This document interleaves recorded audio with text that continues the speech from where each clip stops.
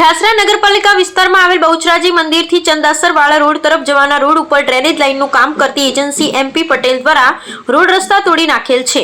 રાત્રે 3 મહિના થવા આવ્યા તેમ છતાં એજન્સી દ્વારા ગેરેજની લાઇનનું કામ પણ પૂર્ણ કરવામાં નથી આવ્યું અને રોડ રસ્તા તોડી નાખેલ છે તે રોડ રસ્તા પણ રિપેર કરવામાં નથી આવ્યા। આજે રોડ ઉપર આજુબાજુના ગામે વિસ્તારોમાંથી એટલે કે અવરંગપુરા, રસુલપુર, પિલોલ, વડોતી, એકલેવે, વિસનગર, ચંદાસર તથા અન્ય ગામ ઠાસરા જીવન જરૂરિયાત વસ્તુઓ ખરીદવા માટે તથા દવાખાને આવવા જવા માટે આ જ રસ્તાનો ઉપયોગ કરતા હોય છે।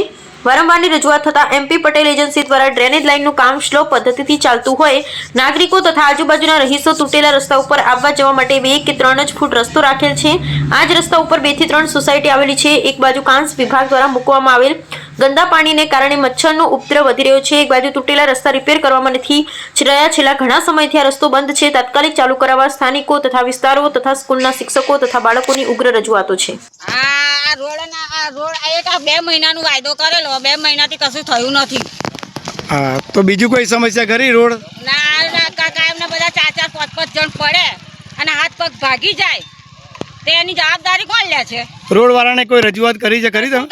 એક કશું કરતા જ નહીં ને। આ 2 મહિનામાં તમને રોડ કરી આલીશું પણ કશું કર્યું નથી। અહીંયા સ્કૂલો આવેલી છે, આ સ્કૂલો વાળા બધા છોકરાઓ કેટલા ઉપાધિ કરે છે અને લોકો જાય છે ને ભય પડે છે। છોકરાઓ પડે છે ખાડામાં।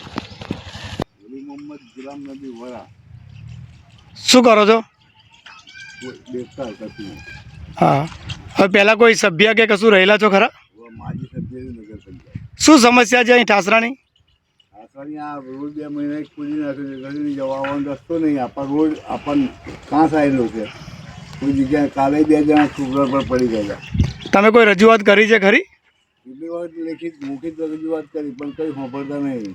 અહીંયા કેટલી સ્કૂલો આવેલી છે આ બાજુ? 2 સ્કૂલો આવેલી છે અને ગામડા ખરા આજુબાજુના? આ રસલુપુર, અવરંગપુરા, પિલોલ, એકલેલા, ચંદાસર બધા ગામડા આવેલા। તો આ બાબતે રજૂઆતો થયેલી છે ખરી એમ ને? હા, થયેલી છે। અને રહેણાંક વિસ્તાર ખરો સોસાયટી કે કશું આવેલું છે? 3 સોસાયટી આવેલી છે।